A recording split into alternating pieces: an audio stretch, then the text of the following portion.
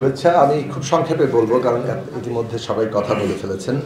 আমি মনে করি এটা ১৯৭১ সালেরও আমাদের যে যুদ্ধ, সেই যুদ্ধেরও রায় ছিল এবং ২০২৪ সালের গণঅভ্যুত্থানেরও রায়, যে আমাদের এখানে সংবাদ মাধ্যমের স্বাধীনতা, যেটা মৌলিকভাবে মানুষের চিন্তা, বিবেক এবং বাক স্বাধীনতার সাথে খুবই সম্পর্কিত, সেটার ব্যাপারে কোনো হস্তক্ষেপ করা যাবে না।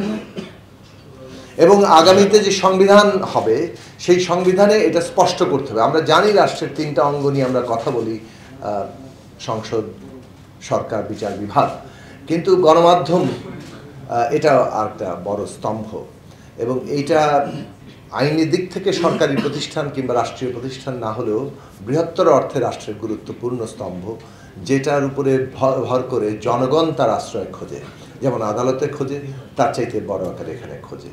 ফলে গণমাধ্যমের স্বাধীনতার প্রশ্নে কিংবা তার কাজ করার যে স্বাধীনতা, সেই প্রশ্নে কোনো আপোষ নয় এবং এটা আমরা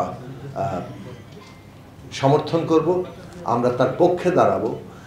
এমনকি যে গণমাধ্যম আমার সাথে আদর্শিকভাবে বিরোধ করে, তার পক্ষে দাঁড়াবো।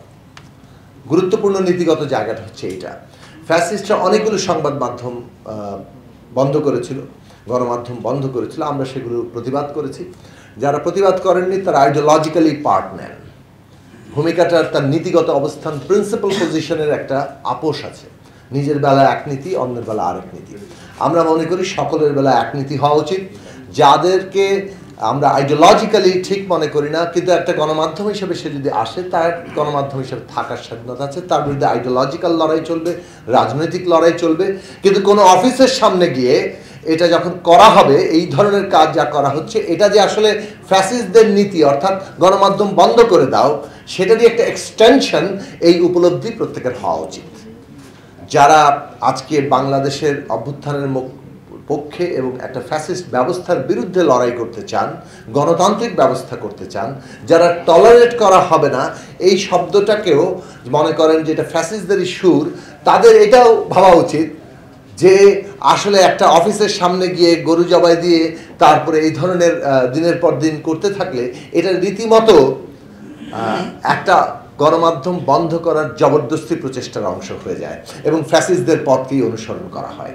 ফলে সমালোচনা থাকতে পারে, মতাদর্শিক লড়াইও যে যার বিরুদ্ধে করতে পারে, সেটা যার যার অবস্থানগত প্রশ্ন, কিন্তু প্রিন্সিপাল পজিশন হচ্ছে কোনো গণমাধ্যম কোনো ব্যক্তির চিন্তা, বিবেক এবং বাক স্বাধীনতাকে কোনোভাবে হস্তক্ষেপ হবে না। আগামী বাংলাদেশে আমাদের ছাত্ররা, আমাদের ছাত্র শ্রমিক জনতা রক্ত দিয়ে সেটা প্রতিষ্ঠা করে গেছে, এটা সবাই মিলে আমাদের রক্ষা করতে হবে।